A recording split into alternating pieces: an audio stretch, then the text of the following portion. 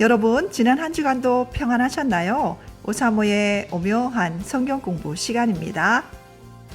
지난 한 주간도 참 포도나무의 가지로 좋은 열매를 맺기 위해 애쓰시는 시간들을 보내셨으리라 믿습니다. 우리가 예수님께 꼭 붙어 있기만 한다면요, 우리에게 필요한 모든 영양분을 충분히 공급받게 될 것이고요, 성령님의 도우심으로 우리도 좋은 열매를 맺게 될 것입니다. 그런데 우리가 어떠한 열매를 맺고 있는지 스스로 잘 알아차리지 못할 때가 많이 있습니다. 하지만 놀랍게도 우리 주변의 사람들이 그 열매를 더 빨리 발견하는 경우도 있습니다. 이러한 것이 신앙생활을 통해 얻게 되는 또 다른 즐거움이 아닐까요? 우리 곁에 두신 형제 자매들의 신앙 성장을 위해 기도하고요, 그들이 성령의 열매를 맺는 것을 발견할 때마다 칭찬해주면 어떨까요? 이러한 모습을 보실 때 우리 주님께서 얼마나 기뻐하실까요? 그리고 우리가 더 좋은 열매를 맺을 수 있도록 도와주실 것입니다. 네, 그럼 오늘도 더 좋은 열매를 맺는 건강한 나무로 자라나는 우리 모두가 되었으면 좋겠습니다. 오늘은 성막을 주제로 한 5성 23번째 시간입니다. 여러분이 갖고 계신 교재 108페이지를 펴시고요. 먼저 오늘 우리가 공부할 내용의 주제가 되는 오늘의 말씀을 함께 찾아 읽겠습니다. 마태복음 5장 14절 말씀입니다. 너희는 세상의 빛이라. 아멘. 우리는 지난 시간에 등잔대에 대해 공부했고요. 오늘도 등잔대에 대해 좀 더 공부를 하려고 합니다. 맹권사님, 우리가 지난주에 공부했던 것 중에 생각나시는 거 있으면 한 가지 말씀해 보시겠어요? 네, 우리 동집사님 얼굴만 쳐다보시는데요. 공부를 열심히 한 것 같은데 야속하게도 별로 생각나는 게 없지요. 우리는 결코 모르는 게 아니에요. 다만 생각이 안 날 뿐이죠. 맹권사님만 그런 것은 아니니까요. 너무 실망하지 마시고요. 이럴 때는 지난 강의 동영상을 한 번 더 들으셔도 좋고요. 교재를 한 번 더 살펴보시는 것이 도움이 되실 것입니다. 지난 시간에는 우리가 등잔대를 만드는 것에 집중했다면요, 오늘은 그 등잔대에 불을 밝혀보도록 하겠습니다. 먼저 오늘 우리가 공부할 내용의 본문이 되는 레위기 24장 2절부터 4절 그리고 로마서 11장을 읽는 것이 필요한데요. 잠시 동영상을 멈추시고 이 부분을 다 읽으신 후에 공부를 계속하도록 하겠습니다. 네, 다 읽으셨죠? 그럼 레위기 24장 2절부터 4절을 함께 읽고 문제를 풀어보도록 하겠습니다. 이스라엘 자손에게 명령하여 불을 켜기 위하여 감람을 찌어낸 순결한 기름을 네개로 가져오게 하여 계속해서 등잔불을 켜둘지며 아론은 회막 안 증거계 휘장 밖에서 저녁부터 아침까지 여호와 앞에 항상 등잔불을 정리할지니 이는 너희 대대로 지킬 영원한 규례라. 그는 여호와 앞에서 순결한 등잔대 위의 등잔들을 항상 정리할지니라. 아멘. 동쪽에 위치하고 있었던 성소의 입구를 들이우고 있던 휘장을 열고 성소 안으로 들어가면요, 성소의 남쪽에 등잔대가 위치하고 있었습니다. 남쪽을 의미하는 히브리 단어가 밝음이나 광채를 의미하였다는 것을 생각한다면요, 등잔대가 남쪽에 위치하고 있었던 이유를 조금은 이해할 수 있을 것 같습니다. 성막 안에 있었던 이 등잔대를 촛대로 이해하시는 분들이 종종 있는데요. 그것은 촛대가 아니었고요, 기름을 태워 불을 밝히는 등잔이었다는 것을 기억하시기 바랍니다. 그렇기 때문에 이 등잔대에 불을 밝히기 위해서는 기름이 꼭 필요했지요. 첫 번째 문제는 등잔대를 위해서 필요했던 그 기름을 누가 가져와야 했는지를 묻고 있습니다. 그에 대한 대답은 우리가 좀 전에 읽었던 레위기 24장 2절을 통해서 확인할 수 있지요. 하나님께서는 모세에게 명령하시기를 이스라엘 백성에게 명령하여 불을 켜기 위한 기름을 가져오게 하라고 지시하셨습니다. 그럼 이스라엘 백성들은 어떤 종류의 기름을 가져와야 했나요? 그에 대한 정보도 2절에서 찾을 수 있지요. 그 기름은 감람을 찧어낸 순결한 기름이라고 말하고 있습니다. 감람은 감람나무의 열매, 그러니까 우리가 잘 알고 있는 올리브를 말하는 것이고요. 그 기름은 순결한 기름이어야 했는데요.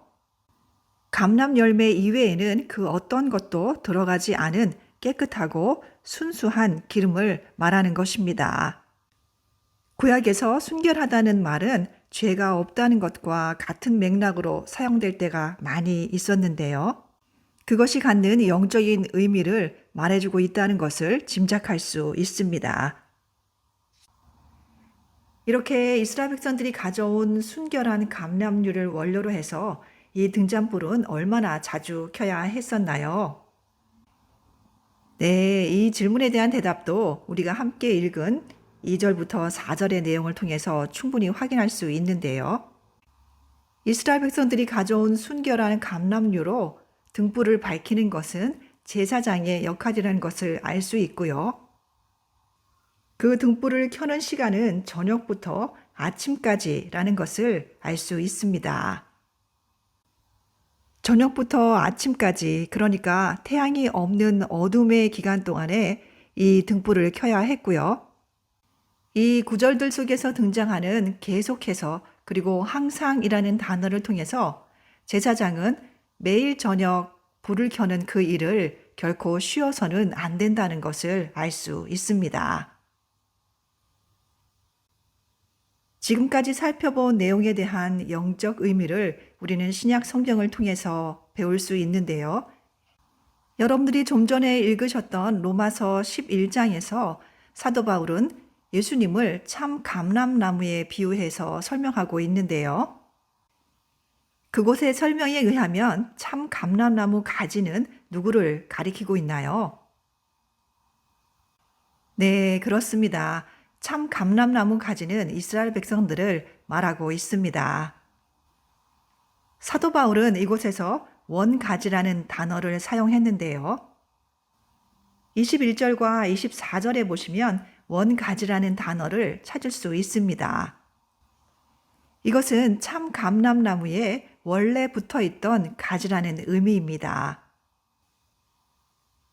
우리가 앞에서 살펴본 바에 의하면 등잔대를 밝히기 위한 기름은 누가 가져와야 했나요? 그렇죠. 이스라엘 자손들이 가져와야 했었죠. 등잔대가 빛을 밝히기 위해서는 이스라엘 백성들의 역할이 중요하다는 사실을 염두에 두시고요. 그런데 로마서 11장에서 참 감람나무에는 원가지만 있는 것은 아니라는 사실을 우리에게 알려주고 있습니다. 참 감람나무에 접붙임된 돌 감람나무가 있었는데요. 그 돌 감람나무 가지도 참 감람나무에 접붙임이 되어 참 감람나무 뿌리의 진액을 함께 받게 된다고 말하고 있습니다. 그렇다면 이 접붙임된 돌 감람나무 가지는 누구를 가리키는 것일까요? 그렇습니다. 바로 우리들과 같은 이방인 신자를 말하는 것이지요. 유대인이나 이방인이나 그 근원에 상관없이 오직 예수 그리스도를 통해서 구원을 받는다는 사실을 말해주고 있고요. 유대인이든 이방인이든 오직 참 감람나무이신 예수 그리스도에게 붙어 있다면 참 감람나무로부터 모든 영적 영양분을 공급받는 영적 이스라엘 백성이라는 놀라운 사실을 우리들에게 알려주고 있습니다. 마태복음 5장에서도 등불에 대하여 이야기하고 있는 것을 찾을 수 있는데요. 그것은 마태복음 5장 14절부터 16절 말씀입니다. 너희는 세상의 빛이라. 산 위에 있는 동네가 숨겨지지 못할 것이요 사람이 등불을 켜서 말 아래에 두지 아니하고 등경 위에 두나니 이러므로 집안 모든 사람에게 비치느니라. 이같이 너희 빛이 사람 앞에 비치게 하여 그들로 너희 착한 행실을 보고 하늘에 계신 너희 아버지께 영광을 돌리게 하라. 아멘. 이곳에서 예수님께서는 우리를 세상의 빛이라고 부르시는데요. 예수 그리스도로 말미암아 하나님의 자녀가 된 우리들은 하나님께서 이 어두운 세상에 켜놓으신 등잔대와 같다는 사실을 말해주고 있습니다. 빛으로 오신 예수님을 따르는 우리들 역시 빛 가운데 행해야 하고요. 이 어두운 세상에 빛이신 예수님을 증거하기 위해 결코 우리의 등불을 꺼뜨려서는 안 될 것입니다. 그렇다면 우리가 세상의 빛으로 살아가게 하시기 위해 예수님께서는 우리에게 어떠한 일을 행해 주셨을까요? 먼저 누가복음 22장 39절부터 46절의 내용을 확인하겠습니다. 예수께서 나가사 습관을 따라 감람산에 가심에 제자들도 따라갔더니 그곳에 이르러 그들에게 이르시되 유혹에 빠지지 않게 기도하라 하시고 그들을 떠나 돌 던질 만큼 가서 무릎을 꿇고 기도하여 이르시되 아버지여 만일 아버지의 뜻이거든 이 잔을 내게서 옮기시옵소서. 그러나 내 원대로 마시옵고 아버지의 원대로 되기를 원하나이다 하시니 천사가 하늘로부터 예수께 나타나 힘을 더하더라. 예수께서 힘쓰고 애써 더욱 간절히 기도하시니 땀이 땅에 떨어지는 핏방울 같이 되더라. 기도 후에 일어나 제자들에게 가서 슬픔으로 인하여 잠든 것을 보시고 이르시되 어찌하여 자느냐 시험에 들지 않게 일어나 기도하라 하시니라. 아멘. 지금 읽은 내용은 우리가 너무나 잘 알고 있는 내용이죠. 예수님께서 십자가를 지시기 전에 마지막으로 기도하신 사건을 기록하고 있는데요. 동일한 사건이 마가복음에도 기록되어 있습니다. 그것도 함께 찾아보도록 하겠습니다. 마가복음 14장입니다. 32절부터 36절 함께 읽겠습니다. 그들이 겟세마네라 하는 곳에 이름에 예수께서 제자들에게 이르시되 내가 기도할 동안에 너희는 여기 앉아 있으라 하시고 베드로와 야고보와 요한을 데리고 가실새 심히 놀라시며 슬퍼하사 말씀하시되 내 마음이 심히 고민하여 죽게 되었으니 너희는 여기 머물러 깨어 있으라 하시고 조금 나아가사 땅에 엎드려 될 수 있는 대로 이때가 자기에게서 지나가기를 구하여 이르시되 아빠 아버지여 아버지께는 모든 것이 가능하오니 이 잔을 내게서 옮기시옵소서. 그러나 나의 원대로 마시옵고 아버지의 원대로 하옵소서. 아멘. 우리가 지금 읽은 이 두 곳에는요. 인간의 몸을 입고 오신 예수님께서 십자가를 눈앞에 둔 이 시점에서 느낄 수밖에 없었던 두려움과 연약함과 고뇌를 이기시고 오직 하나님 아버지의 뜻에 순종하시기 위해 기도하시는 모습이 잘 담겨져 있습니다. 예수님께도 이 십자가의 고난은 피할 수만 있다면 피하고 싶은 것이었겠죠. 그 고통의 크기가 얼마나 컸을지는 예수님의 육체가 보인 반응을 통해 충분히 확인할 수 있습니다. 누가복음 22장 44절은 이렇게 기록하고 있습니다. 예수께서 힘쓰고 애써 더욱 간절히 기도하시니 땀이 땅에 떨어지는 핏방울 같이 되더라. 동일한 사건을 마태와 마가도 기록하였지만요. 오직 누가만이 이렇게 표현을 하였습니다. 인간의 몸을 입고 오신 예수님께서는 두려움과 연약함과 고통을 느낄 수밖에 없었습니다. 예수님께서는 이 모든 것들을 이겨내시기 위해 또한 오직 성부 하나님의 뜻에 순종하시기 위해 더욱 힘쓰고 애써 간절히 기도하셨고요. 그때 예수님의 육체가 보인 반응에 대해 의사였던 누가는 그 누구보다도 빨리 알아차렸을 것입니다. 그런데 예수님께서 이러한 기도를 드리신 장소에 대해 알고 나면 우리는 더욱 놀라게 됩니다. 그 장소의 이름을 누가복음에서는 감람산으로, 마태복음과 마가복음에서는 겟세마네라고 우리에게 알려주고 있는데요. 감람산은 큰 장소로 겟세마네는 작은 장소라고 생각하시면 이해하시는 데 도움이 될 것입니다. 그러니까 감람산에 있는 겟세마네라고 생각할 수 있는데요. 겟세마네라는 단어 속에는 기름 혹은 기름을 짜다는 의미가 담겨져 있습니다. 참으로 놀랍지 않나요? 예수님께서 기도하실 때 예수님의 육체가 나타내 보였던 반응과 이 겟세마네라는 이름이 뜻하는 것을 생각할 때 여러분들은 무엇을 떠올리게 되나요? 등잔대에 불을 붙이기 위해 필요했던 순결한 감람류를 구하기 위해서는 감람나무 열매들이 으깨어지는 과정이 필요했을 것입니다. 그렇습니다. 예수님께서는 우리가 세상의 빛으로 계속 불을 밝힐 수 있도록 하기 위해서 순전하고 깨끗한 감람류를 주셨습니다. 그것을 위해 그의 몸이 으깨어지고 부서지는 고통도 마다하지 않으셨지요. 비로소 우리는 요한복음 16장 7절에 기록된 예수님의 말씀을 이해할 수 있게 됩니다. 내가 너희에게 실상을 말하노니 내가 떠나가는 것이 너희에게 유익이라. 내가 떠나가지 아니하면 보혜사가 너희에게로 오시지 아니할 것이요 가면 내가 그를 너희에게로 보내리니. 아멘. 예수님께서는 예수님의 떠나심이 우리에게 유익이라고 말씀하십니다. 이곳에서 말씀하시는 떠나심의 의미는 두 가지로 이해할 수 있는데요. 그 한 가지는 골고다의 고난을 통과하여 죽음의 길로 떠나셔야 한다는 것입니다. 우리를 위한 속죄의 죽음이 꼭 필요했기 때문이죠. 이곳에서 예수님은 내가 죽지 아니하면 아무것도 이루어지지 않을 것이야. 내가 죽어야만 유대인이든 이방인이든 상관없이 모두 죄와 사망으로부터 구원을 얻을 것이라고 말씀하고 계신 것입니다. 예수님의 떠나심의 또 다른 의미는요.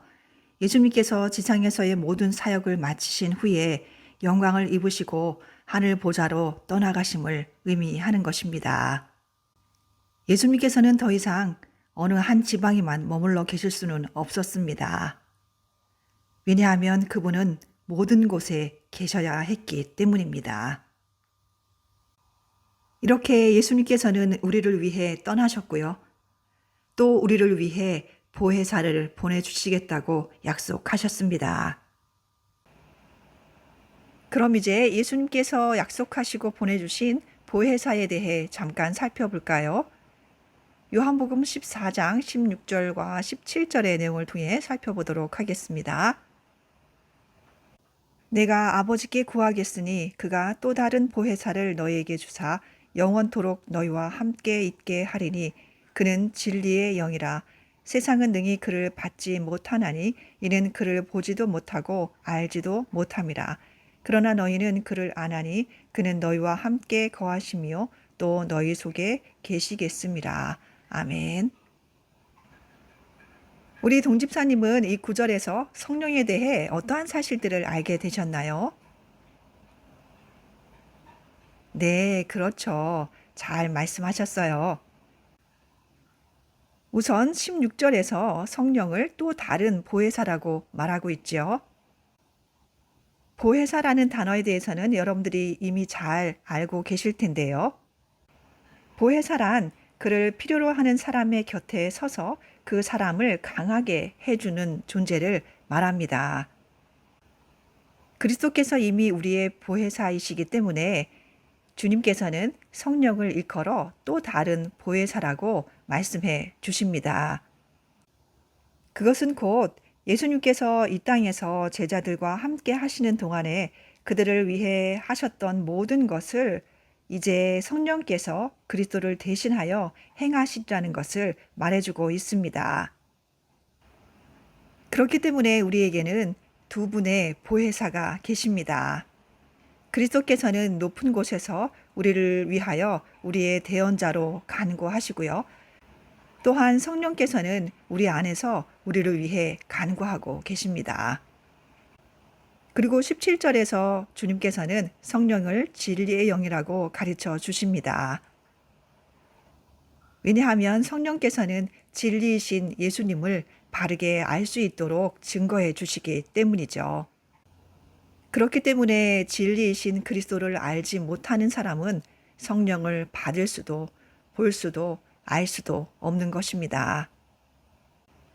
하나님께서 선택하시고 하나님의 백성이라고 일컬어 주셨던 이스라엘 백성에게 하나님께서 등잔대를 켜기 위한 순결한 감람류를 가져오도록 명령하셨던 것처럼요. 하나님께서는 예수 그리스도를 통해서 하나님의 자녀가 된 우리들에게 성령을 주셔서 우리가 어두운 세상에서 그분의 빛이 될 수 있도록 하셨습니다.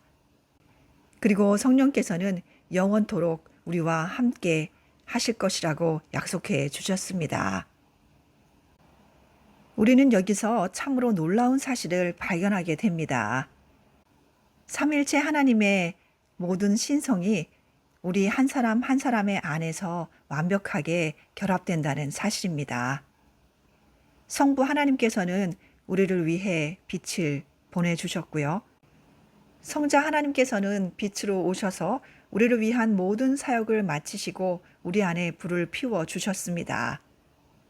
그리고 성령 하나님께서는 그 불이 영구적으로 타게 하기 위해 기름과 산소를 공급해 주십니다. 만일 당신의 등불이 빛을 잃어가고 있다면 그 이유는 당신 안에서 역사하고 계시는 삼일체 하나님의 신성을 당신이 제한하기 때문입니다. 그렇기 때문에 하나님께서는 우리에게 성령을 소멸치 말라고 명령하십니다. 이 말씀이 뜻하는 것은 성령을 억제하는 행위를 멈추라는 것입니다. 당신의 어떤 행동이 당신 안에 역사하고 있는 성령을 억제하고 있는지 곰곰이 생각해 보시기 바랍니다.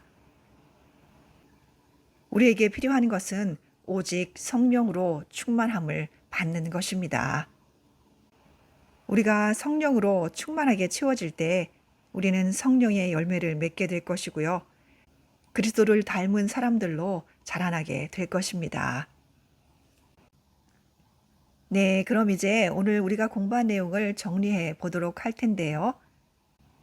우리가 열매 맺는 그리스도인이 되기까지 어떠한 과정이 있었는지 살펴보도록 하겠습니다. 먼저 성부 하나님께서 그리스도를 보내사 세상의 빛으로 이 땅 위에서 사역하게 하셨고요. 빛으로 오신 예수님께서는 깊은 고뇌를 가지고 감람산으로 가셔서 약속하신 대로 성령의 기름을 준비해 주셨습니다. 그리고 그리스도께서 그를 영접한 모든 사람에게 성령을 보내주셨습니다. 그 결과 성령이 모든 그리스도인에게 채워져 그들로 하여금 세상에 빛이 되게 하셨습니다. 이렇게 성령의 충만함을 받은 그리스도인들은 어두운 세상을 위한 빛을 제공하고요. 열매를 맺게 됩니다. 그 결과로 성부 하나님께서 영광을 받으시게 됩니다. 오늘 우리가 공부한 내용은 우리는 세상의 빛이며 세상이 하나님의 살아계심을 발견할 수 있도록 우리가 그 불빛을 계속 유지해야 한다는 사실을 가르쳐 주고 있습니다. 하나님께서 등잔대를 주신 곳이 약속의 땅이 아닌 광야였다는 사실을 기억하십시오. 여러분의 등불은 지금 어떠한 상태인가요? 우리는 마태복음 5장 14절부터 16절에 기록된 말씀을 기억할 필요가 있습니다. 너희는 세상의 빛이라. 산 위에 있는 동네가 숨겨지지 못할 것이요 사람이 등불을 켜서 말 아래에 두지 아니하고 등경 위에 두나니 이러므로 집안 모든 사람에게 비치느니라. 이같이 너희 빛이 사람 앞에 비치게 하여 그들로 너희 착한 행실을 보고 하늘에 계신 너희 아버지께 영광을 돌리게 하라. 아멘. 등불을 켜서 등불 받침대인 등경 위에 올려놓은 불과 등불을 끄는 용도로 사용하였던 말 아래 둔 등불 중에 어느 것이 더 밝은 빛을 낼 수 있을까요? 그 대답은 너무도 분명합니다. 예수님께서는 우리에게 세상의 빛이라고 말씀하셨습니다. 그렇기 때문에 우리는 등불을 켜서 등경 위에 올려놓아야 합니다. 그렇게 할 때 그 빛은 많은 사람들에게 비치게 될 것이고요. 그 결과 우리 하나님께서 영광을 받으실 것입니다. 하나님께서 직접 말씀하셨으며 또 기록되어진 최초의 말씀은 빛이 있으라는 것이었습니다. 매일 아침 당신이 눈을 뜰 때 당신에게 속삭이시는 그분의 그 음성을 들으십시오. 그리고 하루를 끝마칠 때 그분께서는 빛으로 살아낸 당신의 등을 두들겨 주실 것입니다. 기도하겠습니다. 하나님 아버지, 참 감사드립니다. 우리는 성부 하나님, 성자 하나님, 그리고 성령 하나님의 합작품이었네요. 우리가 무엇이기에 그토록 큰 일을 행해 주셨나요? 그 은혜를 잊지 아니하고 이 어두운 세상에서 하나님의 살아계심을 나타내는 빛으로 살아가게 하여 주시옵소서. 예수님의 이름으로 기도드렸습니다. 아멘. 주님께서 당신 안에 켜놓으신 불이 활활 타오르게 하기 위해 당신에게 필요한 것은 무엇입니까? 그에 대해 깊이 묵상하시고 깨달음을 주시는 대로 반응하시는 한 주간 되시기 바랍니다.